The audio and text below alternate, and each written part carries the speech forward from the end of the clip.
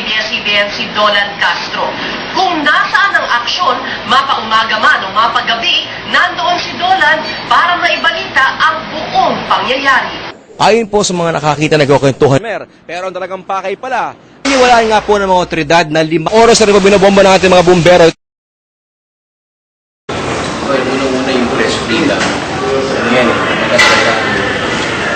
yan yung puro lahat ng press free. Kasi sinabing press free lang, nakakita niya yung kailangan masabi mo yung katotohanan, kailangan masabi mo yung sa tao, may balita mo ng tama. So, importante yung pagmasigil, pagmasigil yung kalayahan sa pamamahayan. Ano ba yung mga pamamaraan niya na-experience natin? Minsan kung halimbawa, meron kang ginawang storya, tapos bigla kang nagalit sa yung mga istorya mo, kung ka naman papatayin. Makakita, hindi yung mga danger ng trabaho. Sa kalayahan sa pamamahayan, minsan naman, ipipressure ka, ipipiting ka, kakasuhan ka ng live, kakasuhan ka, hanggang sa patakot ka na. Pero, kaakibat nun, siyempre, yung dapat ang tapang ka din, ang tanggol mo kung ano yung story na kuha mo. At handa mong harapin kung ano yung mga binalita mo. Kaya naman dapat, ang isang journalist, dapat maging responsable naman sa mga pinabalita nila. Para kahit ano man na pag-iipit ang gawin sa inyo ng mga masamang elemento, mga galit sa inyo. Kasi you can never please everybody yung mga pinabalita. So, dapat kung paayos yung facts mo, at kumpleto ang detalye mo, wala, nakuha mo ng pure science. Yun, lahat yung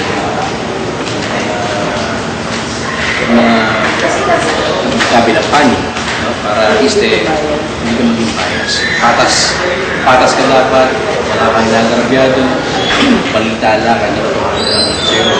You will never go. Sir, dun po sa sinabi, what if po dumating yung time na di kayo nagbat na? So, ano ba yung dapat po gawin ng isang journalist? Gusto, huwag ka matakot.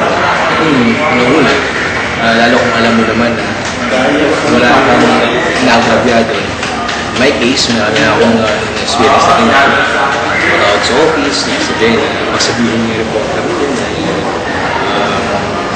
may kalalagyan niya. Kung wala ka namang talagang tinatago at wala ka namang naging patas ka naman, wala ka dapat ikatago. Dahil ako, pagka hindi kita point na in-interview ko yung both sides. Pero, syempre, pinaris ang trabaho natin. So, kailangan panindigan mo at maging maingat ka rin sa sarili mo at maging maingat ka rin sa mga pinabalita mo. Siguraduhin mong totoo, patas, based on facts. Kung mag-i-invento. Sir, how do you report cases where women's rights are abused? Well, sa pagbulat ng balita tapos sa women, syempre may mga ano dyan, may mga bawal lalo sa TV, nasa mic dyan. Wala, pag minor, palalo. Siguro na sa mga bata muna. Pag minor, bawal ang pangalan yan, bawal ang magpakita, bawal ma-identify yan kung naabuso sila. Ganun din naman sa babae. Siyempre, hindi mo na pwedeng gawin parang kung ayaw nila pakiting ang kawa nila, bawal talaga yan. Kung pumayag po yung part nila, so... Ako kasi hindi ko na ginagawa yun. Parang what's the point? Parang kilala sila. I mean, lalo ko nakikiusap naman. At marami, ano ba ang purpose mo para ipakita? Diba? Una-una, dahil lang ba sa requirement ng TV production? Pwede namang kwento lang yan. Ano nangyari? Diba? Kasi importante naman yung kwento. Hindi na kailangan na lalo kung nakabuto siya. Siyempre, kawawa naman yung tao. Ang point dyan, ilalagay mo yung sarili mo. Ikaw yun. Gusto mo, baka madamage yung family niya, magkaroon ng epekto sa pamilya niya, magkaroon ng epekto sa kanya, sa pagkatao niya. Diba? Ang kailangan natin, mabago natin. Kung ano man nangyari sa kanya, mabigyan ng hustisya. Mabigyan ng tamang pagtingin, tulong, yung mismong biktima, makatulong tayo na halimbawa may endorse natin sa mga eksperto. Sir, As a journalist, how do you make sure that the report you're delivering is of public interest? Any guidelines, principles you follow? Nakikita ko naman siya ng public interest dahil ano to eh, buhay to eh. So buhay ng tao nakasalalay dito. Dahil sa mga nare-report ko, nakikita ko, nagkakaroon ng aksyon yung mga pulis. Nagkakaroon ng mga development sa kaso.